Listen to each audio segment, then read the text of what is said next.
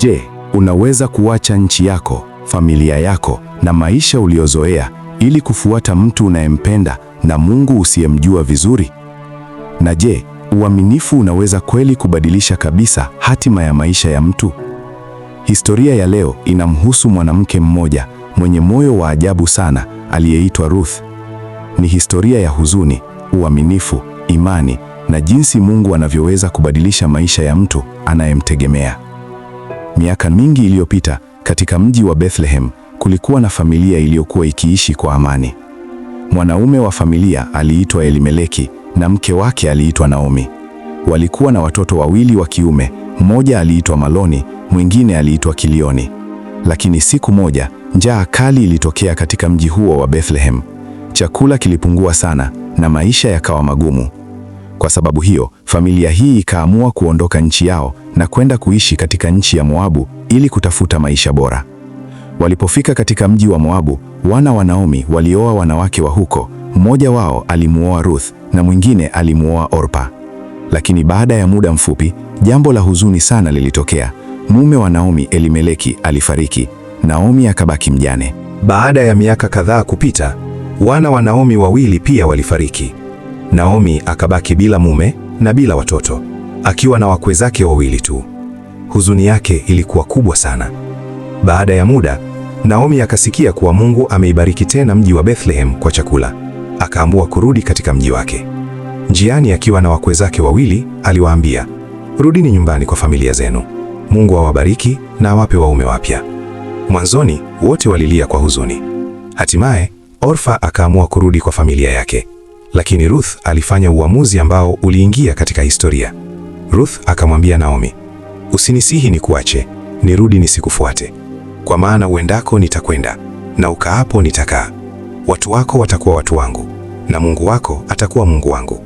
Kwa maneno haya, Ruth alionyesha uaminifu wa ajabu sana. Alikuwa tayari kuacha mji wake, familia yake na maisha yake yote ili kuendelea kuwa pamoja na Naomi.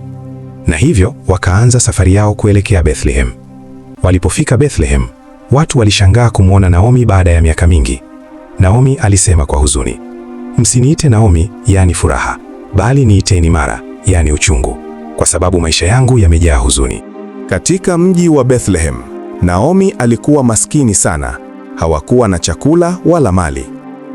Ili wapate chakula, Ruthu akaamua kwenda shambani kuokota masalio ya nafaka yaliyoachwa na wavunaji.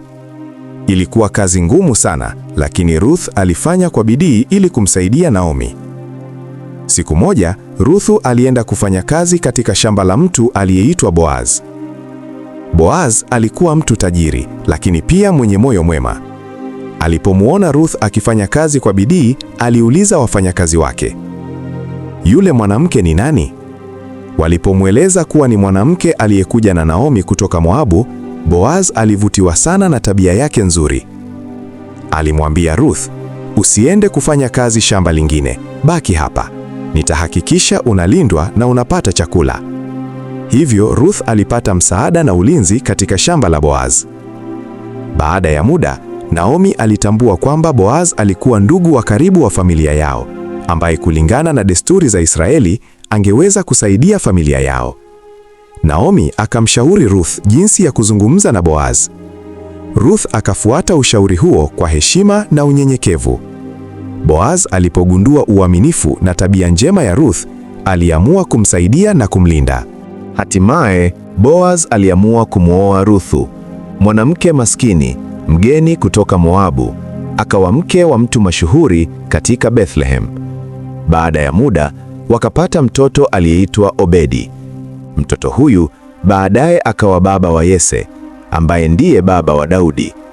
Hii ina maana kwamba Ruthu aliingia katika ukoo wa kifalme wa Daudi, na katika historia ya Biblia, ukoo huo unaelekea hadi kwa Yesu Kristo.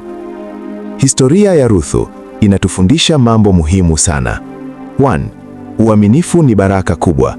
Ruthu alimchagua Naomi na Mungu wake kwa moyo wa dhati. 2. Mungu anaweza kubadilisha maisha ya mtu maskini kuwa baraka kubwa. 3. Tabia njema na bidii huvutia neema. 4. Mungu ana mpango mkubwa hata katika nyakati za huzuni. Pia inatuonyesha kwamba uaminifu, upendo na imani vinaweza kubadilisha kabisa maisha ya mtu. Mwanamke aliyekuwa mgeni na maskini hatimaye akawa sehemu ya historia kubwa ya Mungu. Hivyo basi, kamwe usidharau nguvu ya uaminifu na moyo mwema. Mungu anaweza kutumia mambo madogo unayofanya leo ili kukupeleka kwenye baraka kubwa kesho. Historia hii inapatikana katika Biblia Takatifu kwenye kitabu cha Ruthu sura ya 1 na kuendelea. Na kama umebarikiwa na historia hii, tafadhali usisahau kusubscribe na comment ili upate historia nyingi za imani. Mimi ni Costa Kuibe Buloze. Mungu akubariki.